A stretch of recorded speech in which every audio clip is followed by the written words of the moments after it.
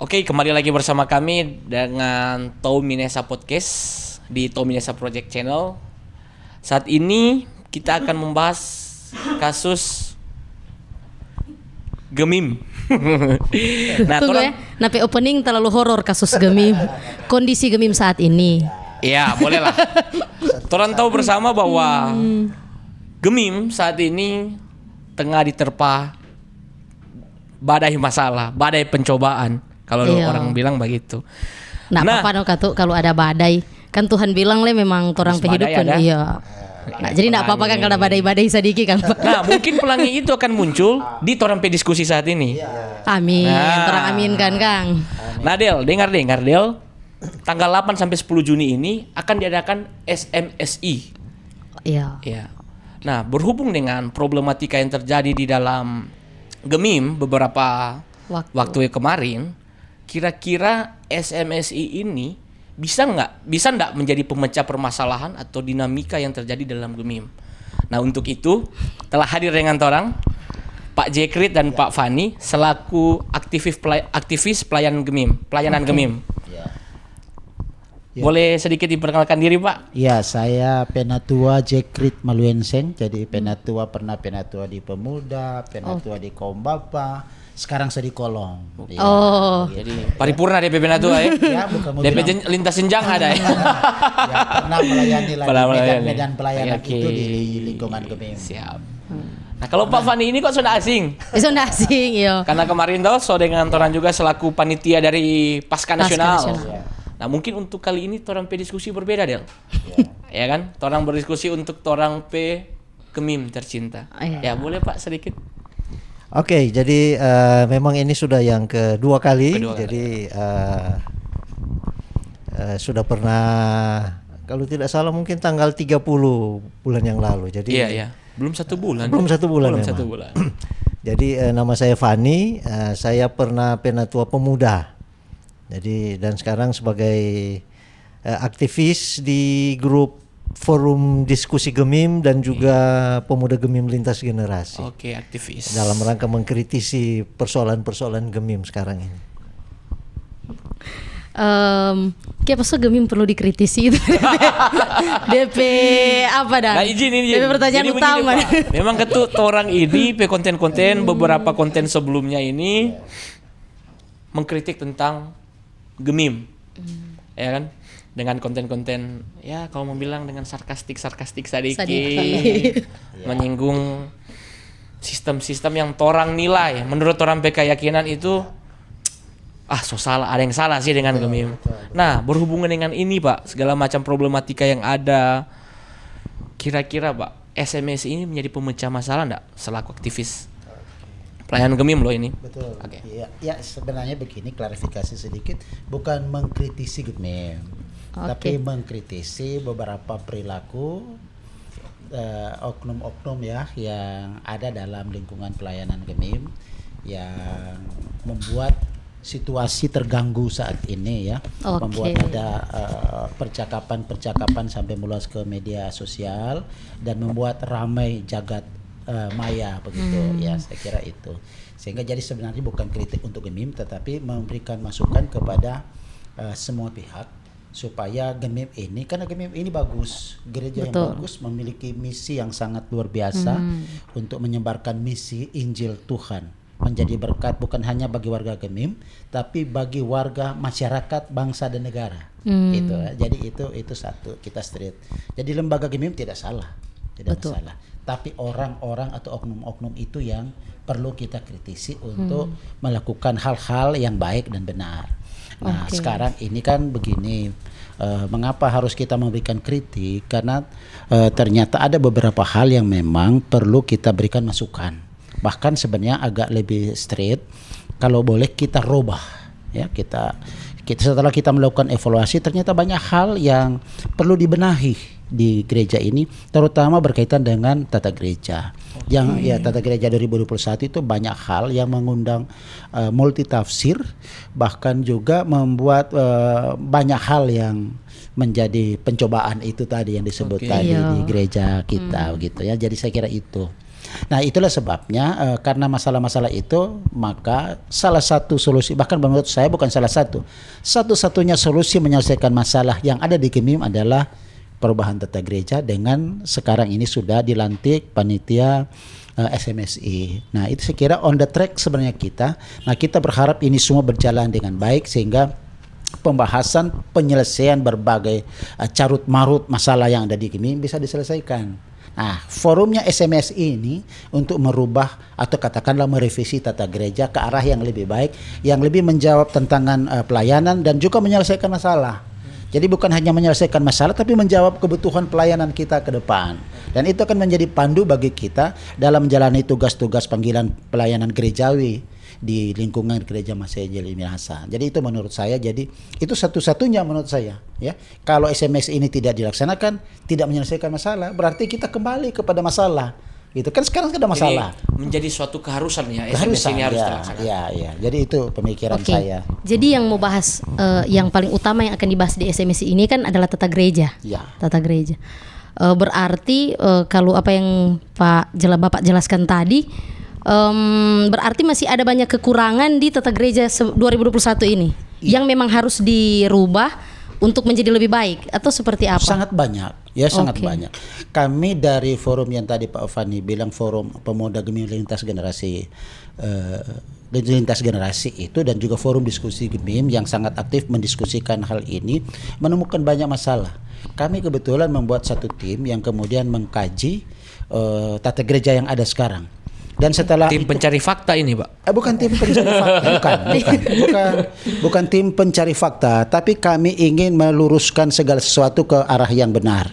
Ya, tata gereja ini melahirkan banyak masalah sampai yang carut marut sekarang ini. Maka kami kemudian membedah existing tata gereja itu seperti apa, dan kemudian masalah yang terjadi sekarang itu seperti apa, tuntutannya apa, dan solusinya apa. Nah itu jawabannya ada di buku ini. Kami sudah punya rumusan buku. Dari buku ini memuat satu tentang daftar isian masalah yang ada di gereja, terutama berkaitan dengan tata gereja 2021, kemudian masalah apa yang ditimbulkan, kemudian solusi-solusi apa yang akan ditempuh, dan kemudian akhirnya adalah dalam bentuk konsep buku dan konsep tata gereja. Ini di buku ini kami menemukan ada 413 masalah. 413 Kita mau bahas satu-satu sih. Ya, kalau 413 banyak sekali. Tapi itu sudah dengan hal-hal yang teknis. Tapi ada yang lebih substansial yang kita bahas, dan nanti sebentar kan kita diskusikan. Yang prinsip-prinsip lah yang kita akan bahas mungkin ya, begitu. Berarti Pak, kalau ini kan apa yang Bapak jelaskan tadi, kita bisa simpulkan kalau itu asumsi dari tim ini. Sebenarnya bukan asumsi, tapi ini fakta yang sudah ditemukan. Fakta yang kita temukan, kemudian kita ramu menjadi sebuah solusi. Jadi sekarang kan begini, kami Pak Fani dan beberapa teman melihat masalah ini sudah terlalu melebar.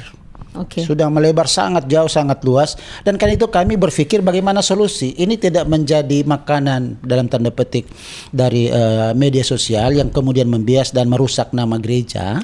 Kami ingin supaya ada solusi, apa jalan keluar yang terbaik. Nah menurut kami itu adalah sudah benar yang sekarang ditempuh, yaitu melaksanakan sidang majelis istimewa pembahasan tentang revisi tata gereja. Kami sudah agak melangkah lebih jauh melakukan itu. Ada 6 bulan ya. Kami 6 bulan melakukan pembahasan itu dan menghasilkan buku. Dari 400 pokok masalah, nah kira-kira hal-hal urgensi apa yang paling harus menjadi pembahasan kita saat ini, Pak?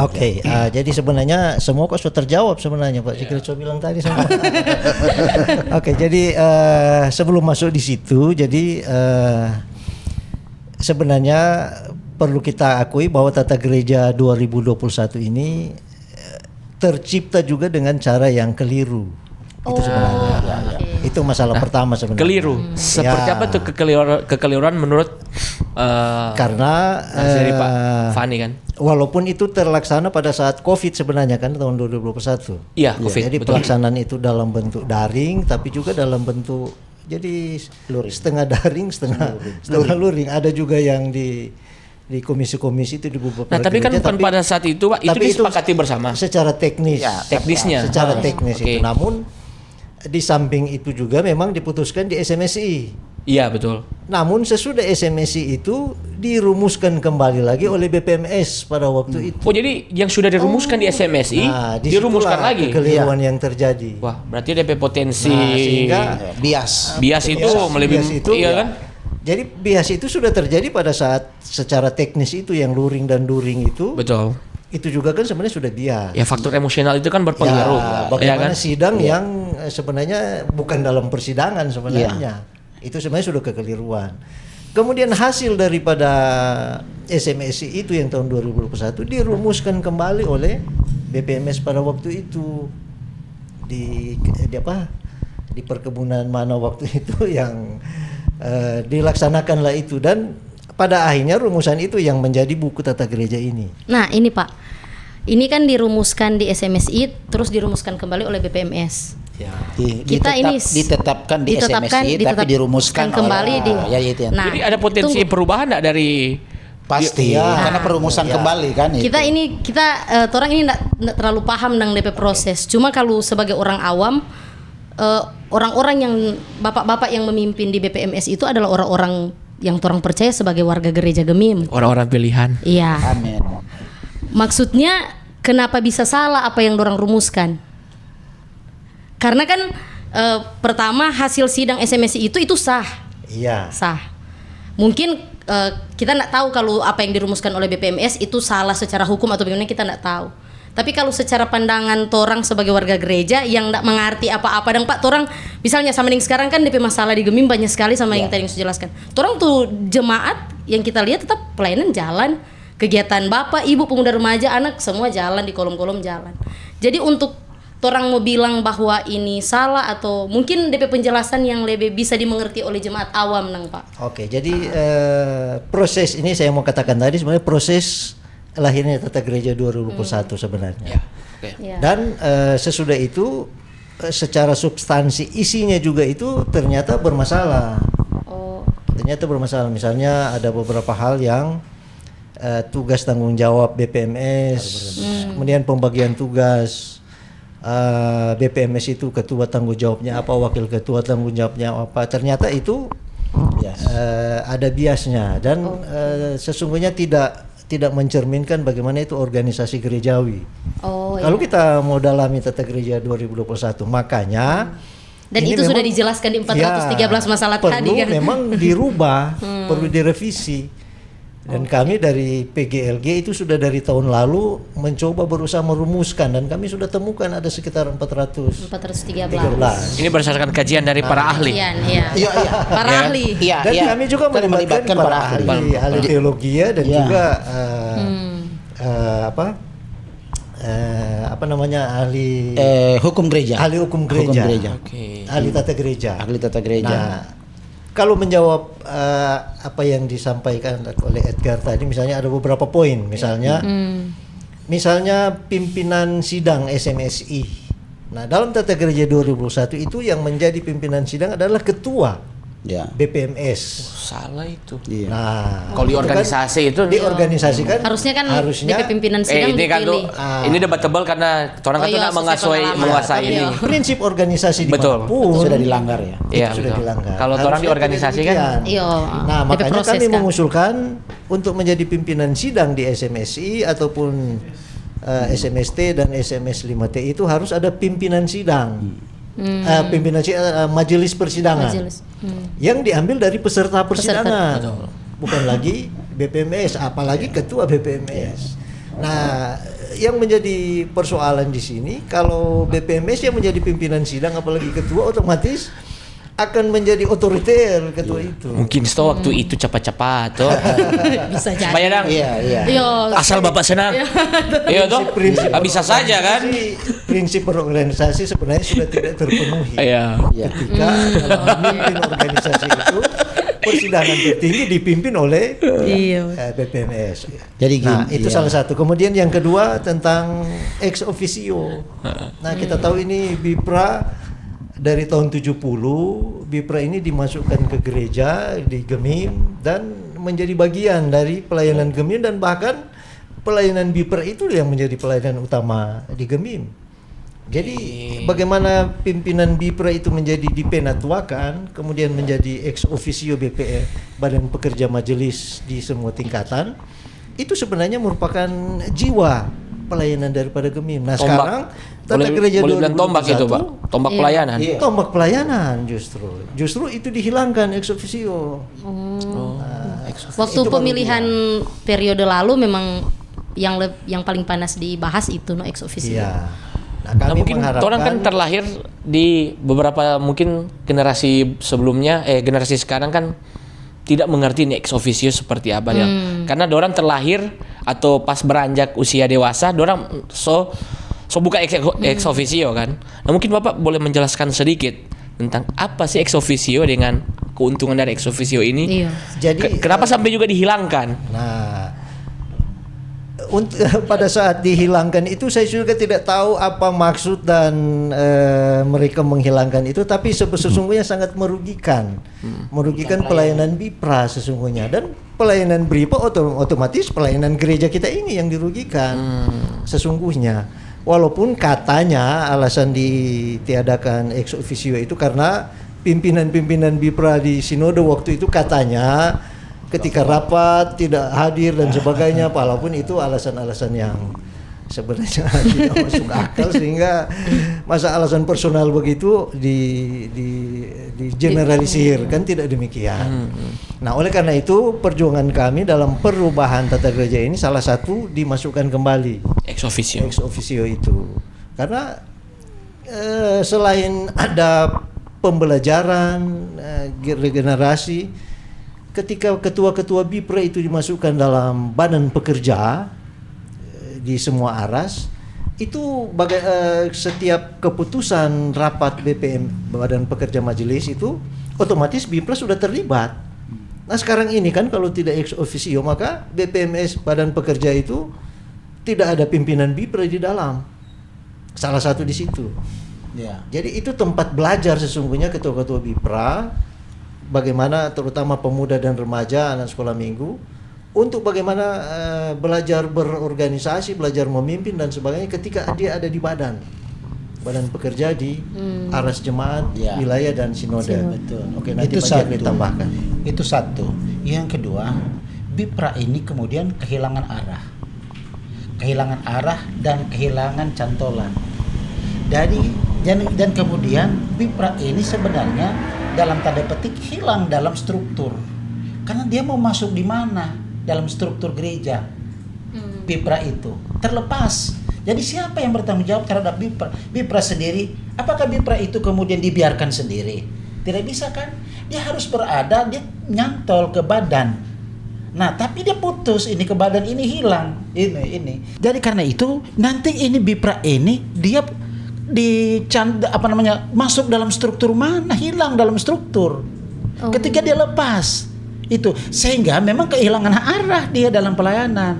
Makanya seperti sekarang yang terjadi itu. Jadi iyalah, jangan ada ketakutan terhadap BIPRA yang kritis. Memang BIPRA itu seperti itu, kritis. Memang sifatnya seperti itu. Mulai dari anak-anak kan sudah diajarkan menyampaikan hal yang baik dan benar. BIPRA itu memang konsisten dengan hal-hal seperti itu. Dan jangan dianggap itu sebagai ancaman dalam gereja. Justru itu adalah kekuatan gereja. Kritik itu adalah masukan yang membuat gereja lebih kuat tentang BIPRA. Sehingga sebenarnya ketika tidak lagi ex officio, itu bukan cuma pelemahan, tapi itu pengamputasian terhadap pelayanan BIPRA. Padahal itu ujung tombak. Dan itu ruang lingkup pelayanan Gemim kan teritorial, kemudian kategorial itu, dan kemudian yang fungsional. Yang saya usulkan ke depan ada digital. Nah, itu satu sisi. Baru yang berikut, satu kelemahan yang sangat parah di tata gereja 2021 adalah dia out of control, dan dia kekuasaannya adalah sangat otoriter. Jadi tidak ada balancing of power dan tidak ada control of power. Kita kasih contoh begini. Jadi kepemimpinan, sehingga yang ada adalah BPMS itu adalah lembaga super body. Tidak ada fungsi kontrol dari. Tidak ada yang bisa mengontrol. Oke. Nah, satu ya. Jadi tidak satu dulu. Pengambilan keputusan itu sangat otoriter. Mengapa otoriter? Satu, peserta sidang yang adalah sebenarnya itu lembaga pengambilan keputusan tertinggi di GEMIM, pesertanya adalah orang-orang yang diangkat oleh orang-orang yang memimpin sidang. Itu bagaimana mungkin forum? Jadi satu arah kan berarti itu? Ya, itu. Jadi makanya ketika pengambilan keputusan Betul. tidak ada yang bisa melawan apa yang disampaikan oleh prinsip PPMS demokrasinya sebagai tidak jalan, Tidak check jalan. and balance-nya jalan. Tidak ada check and balance. Ya, jadi makanya itu yang kita bilang tadi, balancing of power-nya tidak ada. Ya, betul. Yang ada adalah otoritarian yang terjadi. Jadi PPMS sudah memimpin sidang, jadi ini ya. Sudah dia pemimpin sidang, kan tidak mungkin dia mengevaluasi dirinya sendiri. Kemudian yang mengevaluasi ini orang yang dia angkat. Di mana logikanya? Ya kan seperti itu. Jadi itu satu hal yang sangat luar biasa yang dalam pengambilan keputusan itu untuk balancing of power dan cenderung otoritarian. Dan bisa otoriter, bukan bisa. Dan itu prakteknya sampai menimbulkan masalah-masalah yang out of control sekarang. Jadi itu. Kemudian yang berikut, control of power. Tidak ada. Misalnya baik untuk kontrol manajemennya maupun juga akuntabilitas. Ya, baik akuntabilitas untuk keuangan. Kenapa? Di akuntabilitas keuangan itu badan pemeriksa sudah jadikan komisi yang diangkat. Jadi dia tidak ada kewenangan apapun untuk memeriksa selain karena dia hanya menjadi subordinat dari BP. Terserah BP mau suka mau panggil mau periksa atau nyata, terserah dia. Itu antara lain. Jadi control of power itu tidak ada. Gitu. Jadi itu masalahnya. Nah, sehingga makanya di usulan-usulan kami itu pertama yang kami inginkan adalah kepesertaan majelis dalam persidangan itu harus seimbang, minimal seimbang. Dan itu harus mengakomodir semua presbiter, baik itu semua pelsus lah, baik itu guru agama, kemudian penatua, diaken dan pendeta.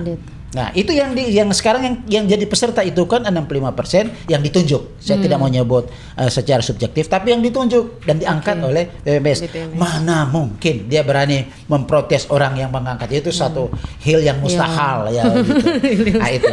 Dari relasi kuasa di dalam baru yang berikut, pemimpin harusnya kembali seperti yang dulu. Yang memimpin persidangan itu jangan BPMS, tapi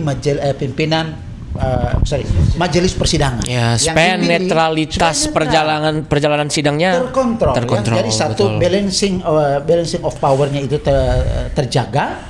Ya, di situ kemudian juga mereka itu bisa dikontrol begitu ya. Jadi tidak out of control. Ya, begitu. betul. Nah, itu yang berikut. Kemudian yang berikut kewenangan BPMS yang tadi. Tidak ada yang bisa melawan BPMS karena yang peserta ini semua ditunjuk oleh dia. Yang berikut dalam job description tadi sudah disampaikan oleh Pak Fani. Misalnya tentang tugas ketua, itu saya mau katakan bahwa ketua itu kekuasaannya tidak terbatas. Kenapa? Itu di sini. Di Tata Gereja 2021. Di sini ada di 2021. Nah, tidak menyebutkan memang tidak terbatas. Tetapi prakteknya adalah Somo 11-12 dengan yang Maha Pencipta dong. Sebentar, saya tidak menghakimi sampai sini. Saya hanya melihat dari sini. Tidak terbatas ini. Misalnya begini, saya kasih contoh begini. Prakteknya. Jadi makanya kenapa ketika masalah barusan itu tidak bisa kalau dalam bahasa politik tidak bisa dimaksulkan ketua sinode karena itu. Jadi misalnya begini, ketua itu melaksanakan tugas keketuaan. Kemudian tugas wakil ketua 1, 2, 3 bla bla seterusnya itu hanya bisa dilaksanakan bersama dengan ketua. Kan biasanya wakil ketua melaksanakan tugas keketuaan di bidang itu. Tapi tidak bisa. Dia harus melaksanakan fungsi itu bersama dengan ketua. Tidak boleh melakukan sendiri. Tidak boleh. Sekretaris juga sama. Tidak ada. Tidak boleh delegasi dong. Dilakukan bersama dengan ketua. Tidak boleh tidak bersama. Ini diatur di situ. Di sini ada itu. Ya, jadi itu pembagian. Jadi itu semua kegiatan ketua boleh. Jadi ketua, kemudian wakil ketua 1 misalnya melaksanakan bidang ini bersama dengan ketua. Jadi itu sudah tidak bisa dikontrol. Makanya kemarin ketika ada kasus itu memang tidak bisa. Kalau bicara tentang tata gereja, pasti tata gereja bilang tidak ada pintu untuk melakukan pergantian. Tidak ada pintu memang karena seperti itu, kekuasaan seperti itu. Jadi itu. Nah, karena itu kami teman-teman mengusulkan ini yang lebih substansial ya. Kami mengusulkan supaya kepesertaan itu harus dilakukan keseimbangan. Jadi kalau kemarin itu peserta yang 10 kolom ke bawah cuma ketua jemaat yang adalah diangkat oleh ketua BPMS, sekarang harus minimal sama. Ya, kemudian yang 11 ke atas itu 3, 1 ketua ex officio, dan yang kedua adalah 1 penatua, 1 diaken. Kalau yang 10 ke bawah kalau boleh ya 2, 1 ketua jemaat, 1 antara penatua dan diaken. Nah, itu akan ada balancing of power di sana, ada check and balance di sana ketika pengambilan keputusan. Jadi itu sebenarnya yang paling parah yang terjadi sekarang. Nah, kemudian kami mengusulkan. Jadi itu untuk balancing of power. Kemudian control of power yang kami lakukan adalah mengusulkan bahwa satu yang KPPJ itu kembali lagi menjadi badan pemeriksa, sehingga dia bisa melakukan pemeriksaan tanpa harus menunggu arahan atau permintaan dari BPMS. Diangkat dan dipilih dalam pemilihan. Ranahnya cuma sampai pemeriksaan atau akan sampai mengeluarkan putusan? Dia akan memberikan rekomendasi. Ya, di situ akan memberikan rekomendasi. Itu untuk akuntabilitas keuangan. Nah, rekomendasinya itu kembali ke BPMS. Iya, jadi sidang ini kan tidak. Ini kan cuma langsung dia hanya bertanggung jawab kepada BP yang sekarang. Ini yang diusulkan kan ini? Yang diusulkan itu harus ke dia mempertanggungjawabkan apa yang dia lakukan. Misalnya supaya fungsi transparansi jelas kan. Akuntabilitas itu masalah keuangan dan aset.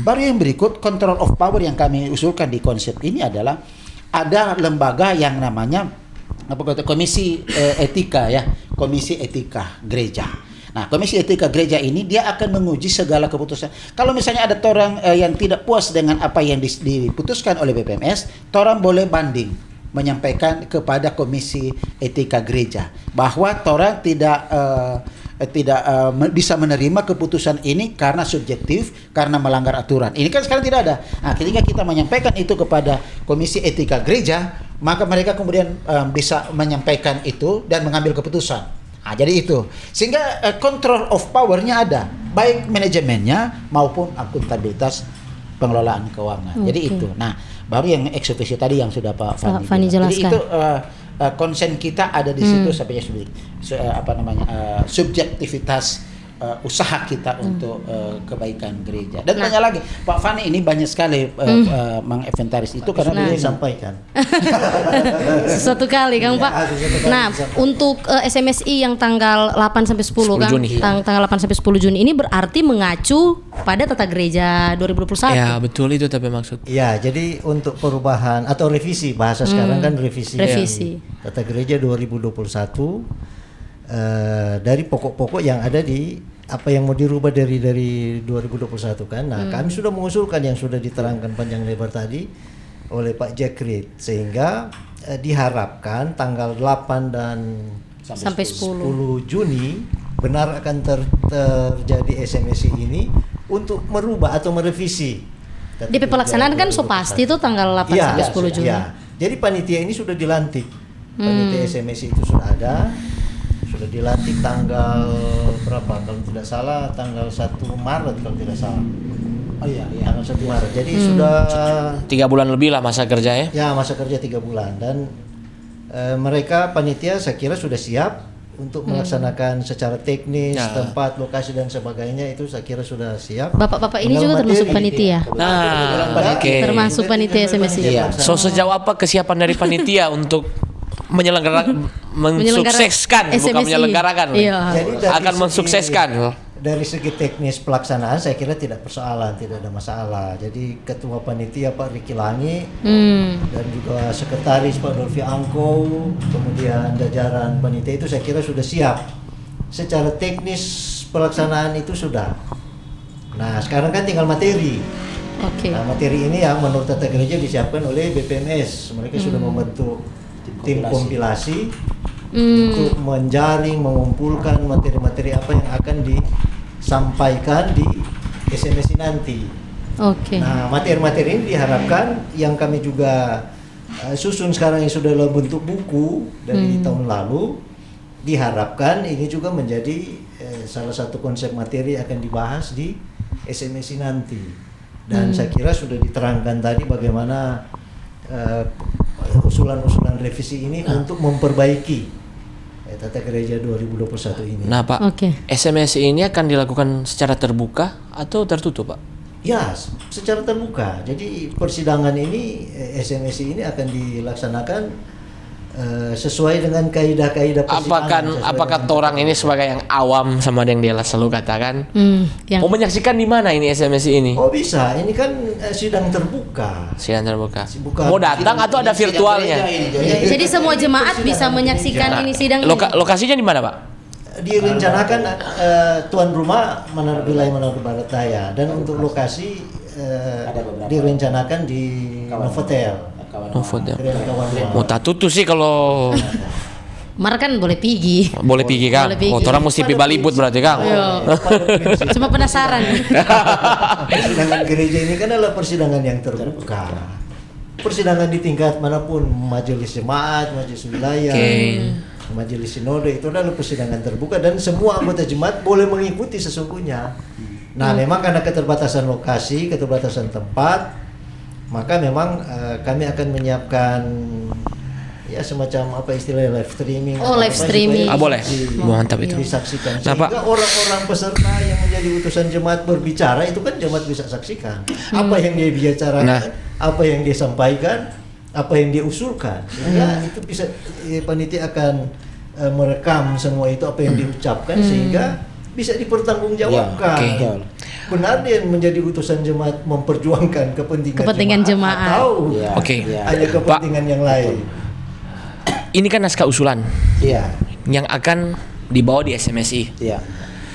Seberapa besar keyakinan Bapak naskah usulan ini menjadi pemecahan masalah untuk tata gereja di 2026 ini, dan seberapa Bapak menjamin naskah ini sudah menjadi jawaban dari torang Permasalahan.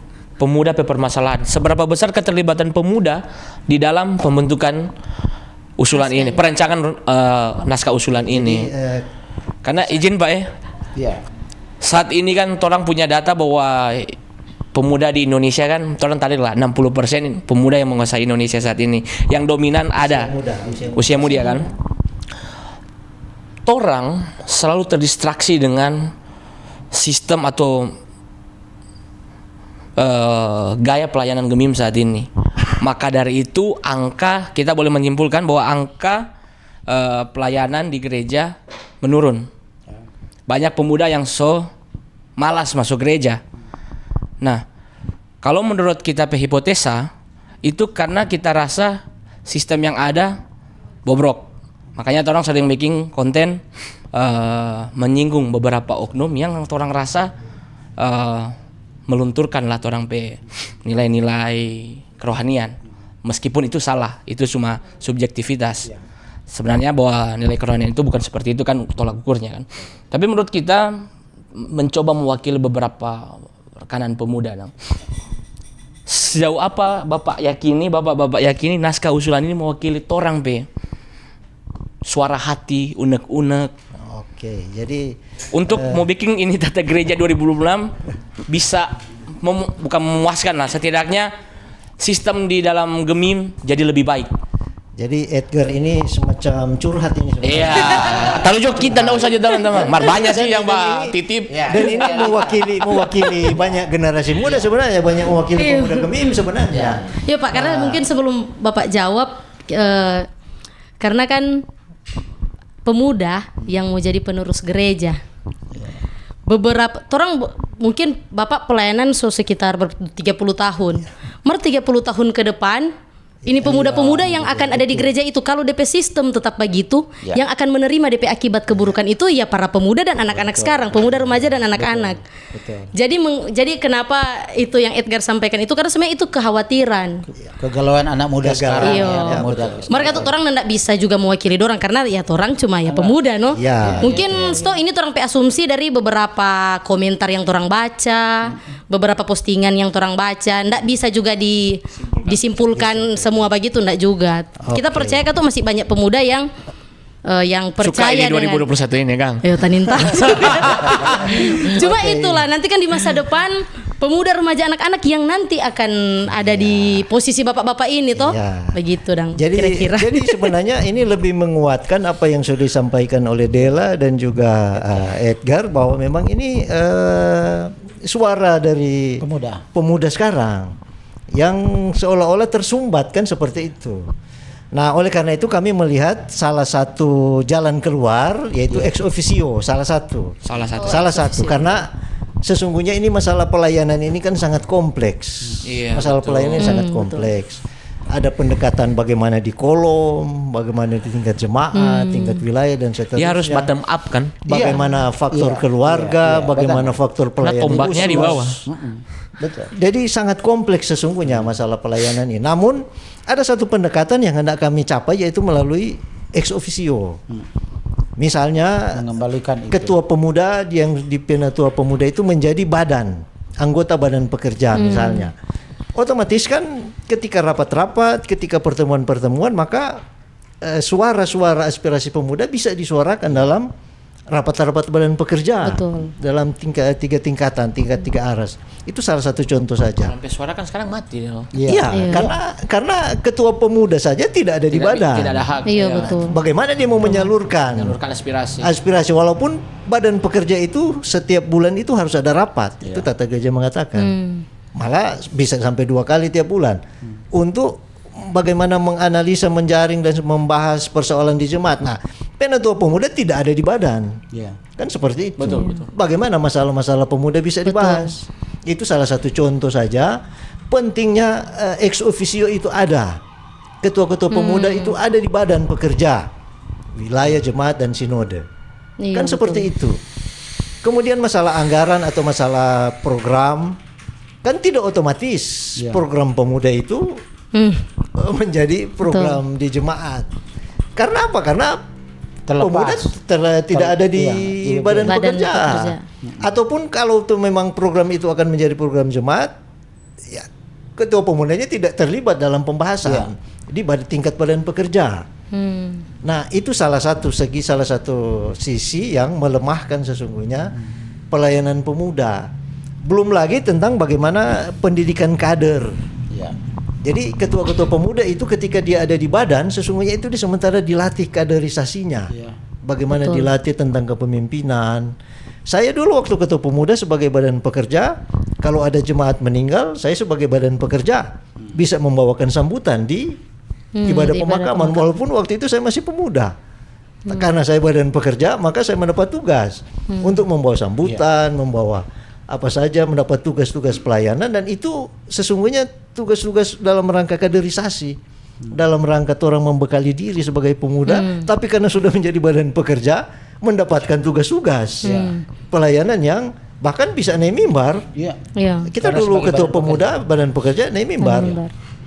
Nah, itu juga kan salah satu bagaimana orang melatih diri untuk boleh naik mimbar, boleh pimpin ibadah. Nah, sekarang ini tidak terjadi. Karena ketua-ketua pemuda itu tidak masuk di dalam badan pekerja. Pekerja majelis. Ya, sebenarnya prinsipnya semua BIPRA itu menolak. Menolak semua. Ya.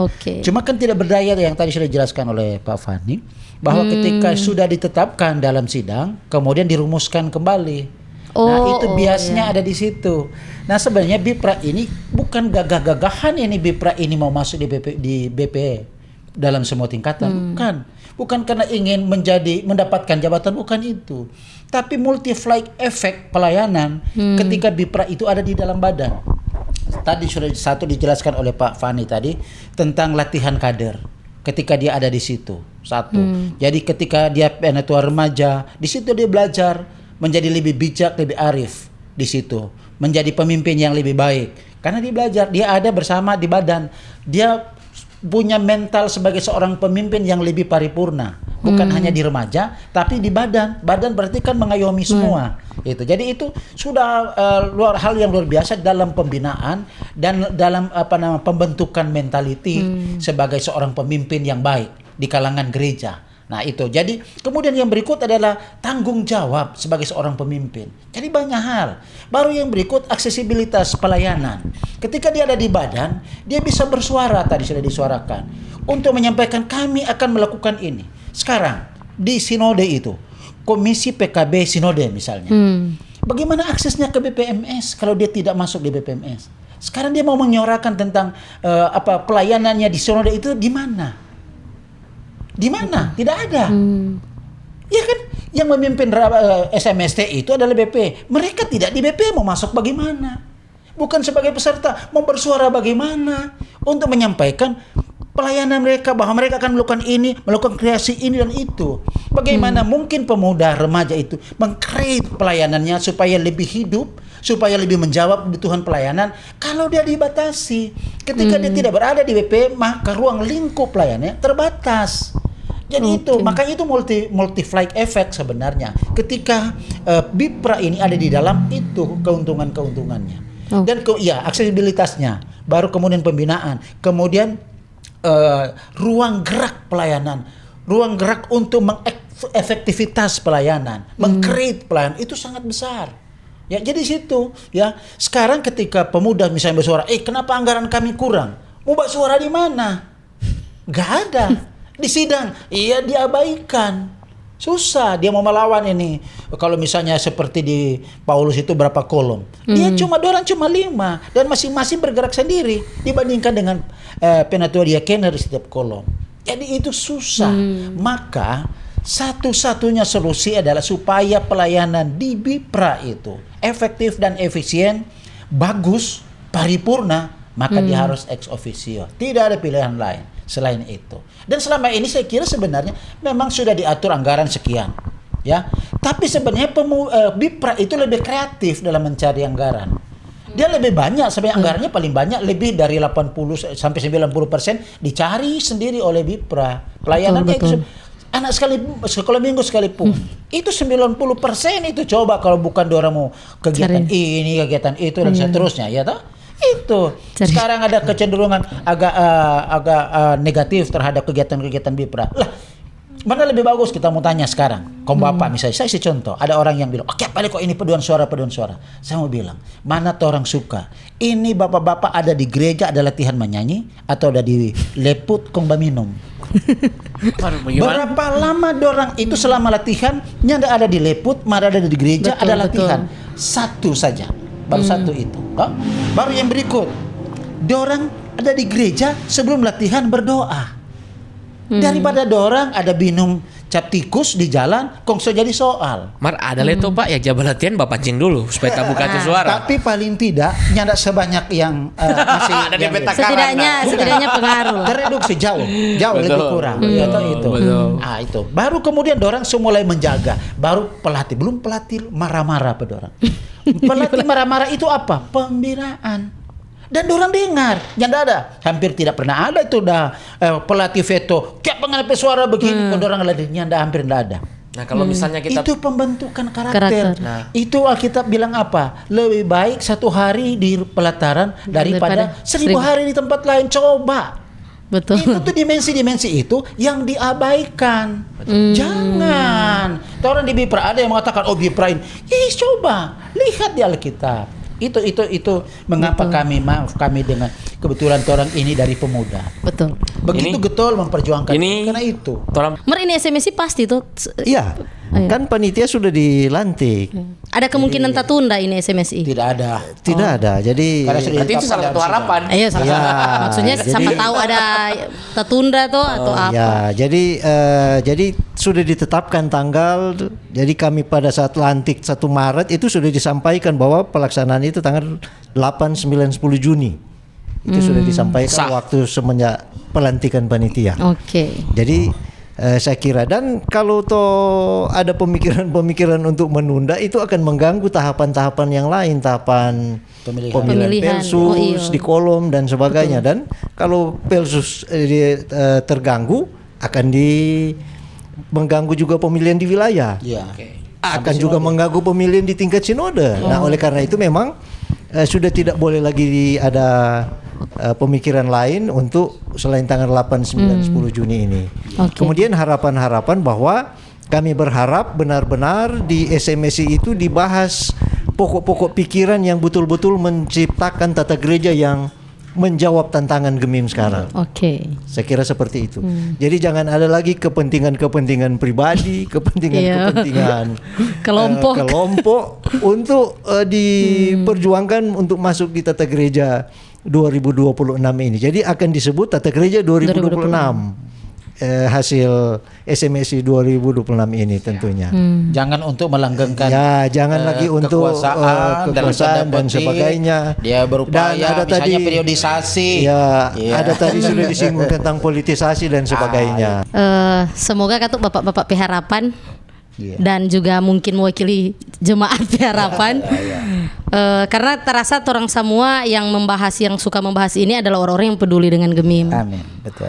Dan semoga orang bertemu lagi di episode selanjutnya, Kang. Iya. Untuk sangat ditonton banyak orang. Oke, jadi terima kasih atas kehadirannya dan sampai bertemu di episode selanjutnya. Ya, terima kasih.